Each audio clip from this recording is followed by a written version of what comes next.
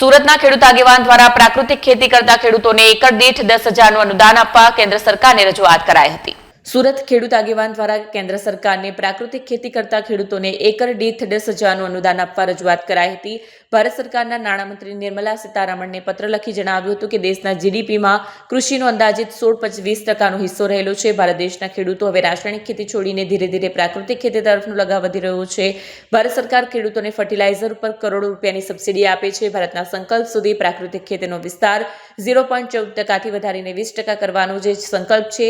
ખેતીનું સર્ટિફિકેશન કર્યા બાદ ખેડૂતોને એકર દીઠ 10,000નું અનુદાન આપવા માટે આગામી બજેટમાં જોગવાઈ કરવા સમગ્ર ખેડૂતો વતી વિનંતી કરતો પત્ર લખવામાં આવ્યો હતો। નહીંતર ખેડૂત ખેતીથી દૂર ભાગતો જશે। ખેતી જો ઓછી થતી જશે તો ખૂબ મોટી સમસ્યા ઉપસ્થિત થાય તેવી પરિસ્થિતિનું નિર્માણ થશે તેમ પણ જણાવ્યું છે। ખેતીની પદ્ધતિમાં આમૂલ પરિવર્તન આવી રહ્યા છે અને ખાસ કરીને રાસાયણિક ખેતીથી સતત ખેત ઉત્પાદન ઘટી રહ્યું છે।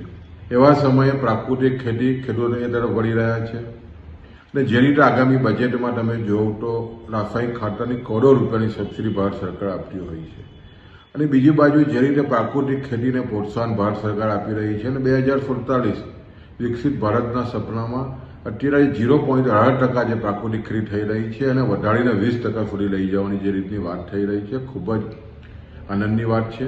પ્રાકૃતિક ખેતીને જો મહત્વ આપવું હશે તો ખાસ કરીને રાસાયણિક ખેતીમાં જે સબસિડી આપવામાં આવી રહી છે એને પ્રાકૃતિક ખેતી કરતા ખેડૂતો જે સર્ટિફિકેટ કરાવે એ ખેડૂતોને એકરે 10,000 રૂપિયા આપવાની માંગણી અમે નિર્મલા સીતારામન નાણામંત્રીશ્રીને અમે વિનંતી કરી છે, પત્ર લખ્યો છે અને ચોક્કસ અમને આશા છે કે આગામી દિવસોમાં જ્યારે બજેટ રજૂ થવાનું છે ત્યારે બજેટમાં ખેડૂતોને પ્રાકૃતિક ખેતી કરતા ખેડૂતોને એકર દીઠ 10,000 રૂપિયાનું અનુદાન મળે એવી લાગણી અમે વ્યક્ત કરી છે।